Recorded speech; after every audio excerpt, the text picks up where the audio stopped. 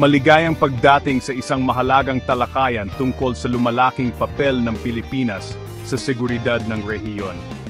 Ngayon, susuriin natin ang mga tunay na pagbabago sa kapangyarihan na humuhubog sa Indo-Pacific. Ang Pilipinas ay gumagawa ng matapang na hakbang sa patakarang panlabas at depensa, bumubuo ng mga bagong alyansa at nagpapalakas ng mga luma.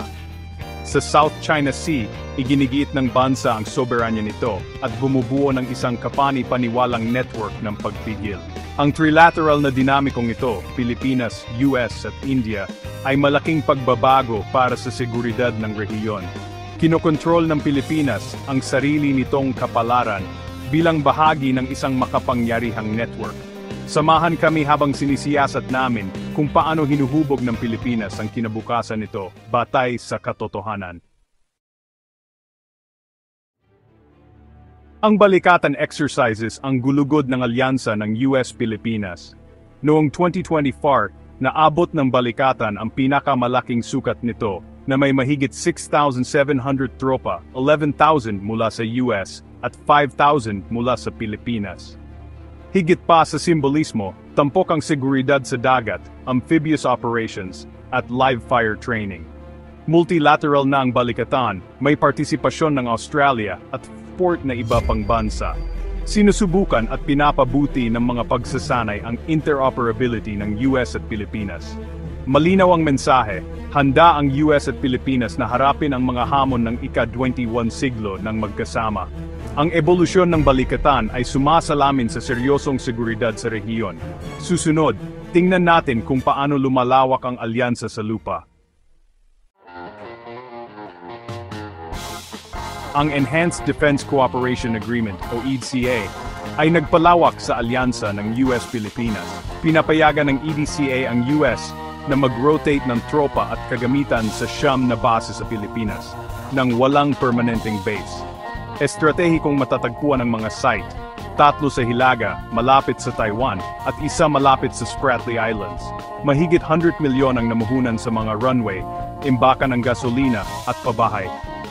Pinapalakas ng EDCA ang Mutual Defense Treaty, nagpapabilis ng pagtugon, at nagpapaas ng seguridad ng Pilipinas. Ang susunod na haligi, isang bagong partnership sa India. Tingnan natin kung paano nito binabago ang equation.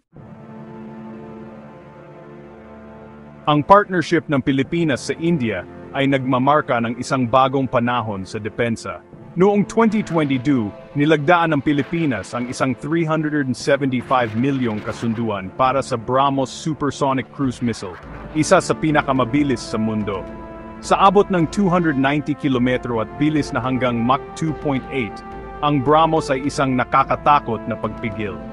Ang sistema ay mobile, mahirap puntiryahin, at nagbibigay sa Pilipinas ng kapani-paniwalang anti-access area denial capability sa unang pagkakataon.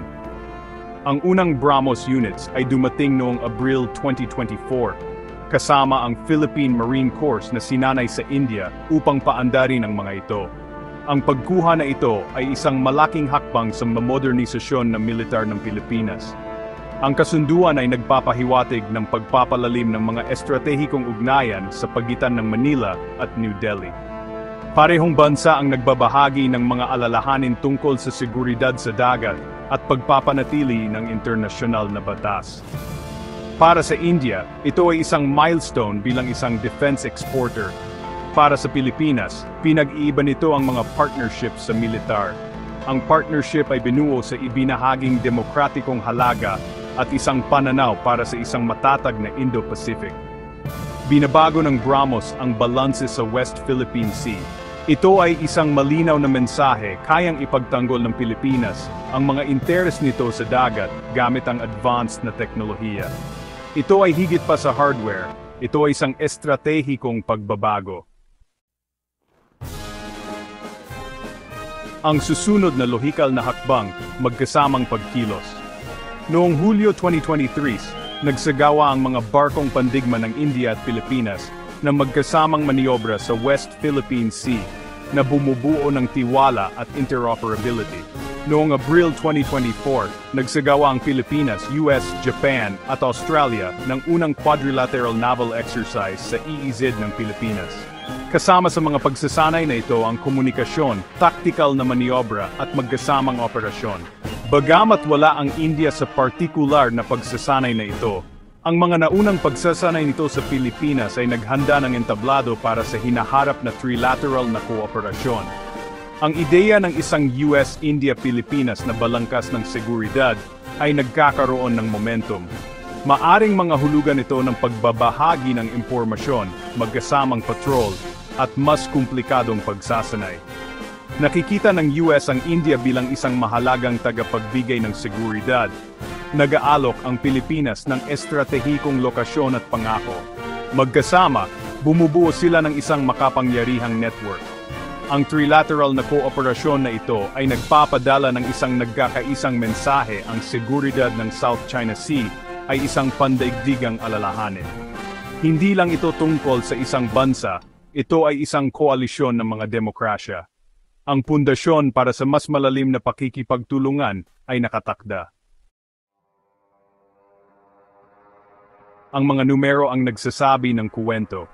Balikatan 2024, 6,770 tauhan, tumaas mula 12,200 noong 2022. Pamumuhunan ng US sa mga EDCA site mahigit $100, kabilang ang isang 25 milyong runway sa Basa Air Base. Ang BrahMos deal, $975 milyon, ang pinakamalaking pagkuha ng depensa ng Pilipinas kamakailan.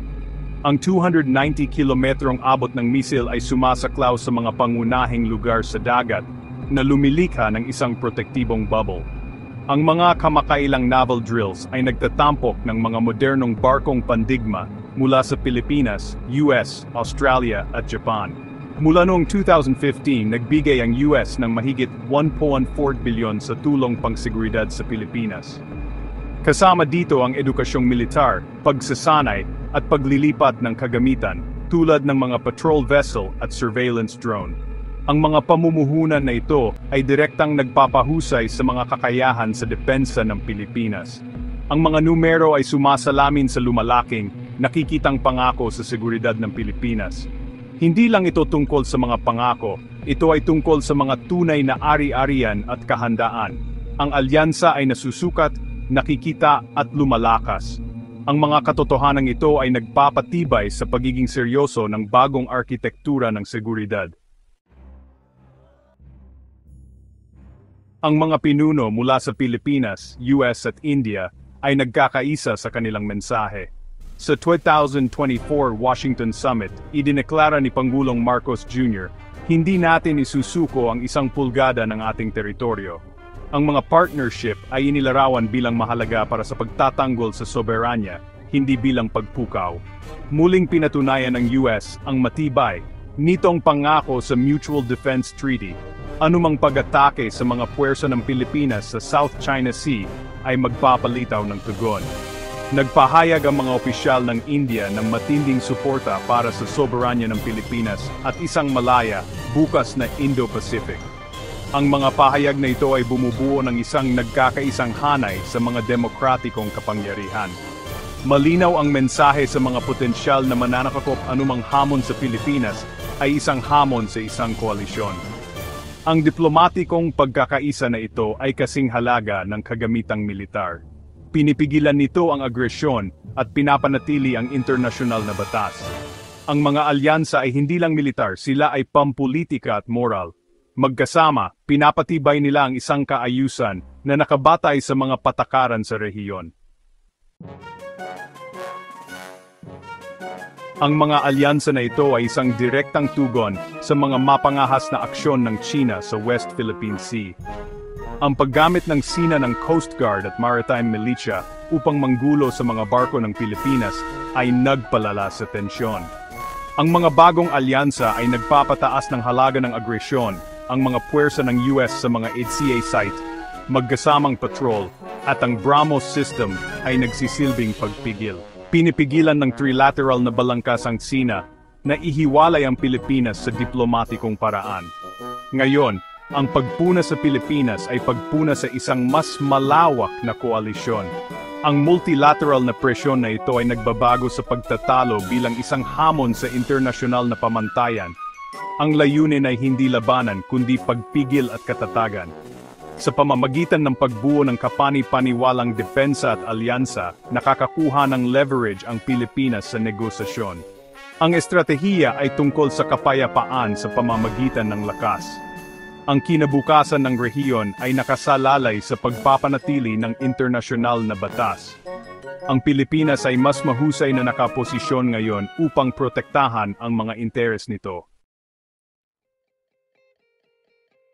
Ang landas ng Pilipinas ay isa sa pagbabantay at estratehikong pamumuhunan. Ang mga alyansa sa US at India ay dapat alagaan sa pamamagitan ng magkasamang pagsasanay, pagbabahagi ng impormasyon, at modernisasyon. Asahan ang mas maraming multilateral na aktibidad na may Japan, Australia at iba pa na gumaganap ng mas malaking papel. Ang Pilipinas ay nagiging isang pangunahing kasosyo para sa Quad na nagpapatag ng seguridad sa Timog Silangang Asya. Ang network ng mga partnership na ito ay lumilikha ng isang matatag na arkitektura ng seguridad. Para sa mga Pilipino, nangangahulugan ito ng mas malaking seguridad at mas malaking responsibilidad. Ang pambansang pagkakaisa at suporta ng publiko ay mahalaga para sa isang matibay na depensa. Ang mga alyansa na ito ay mga kasangkapan upang protektahan, hindi isuko ang soberanya.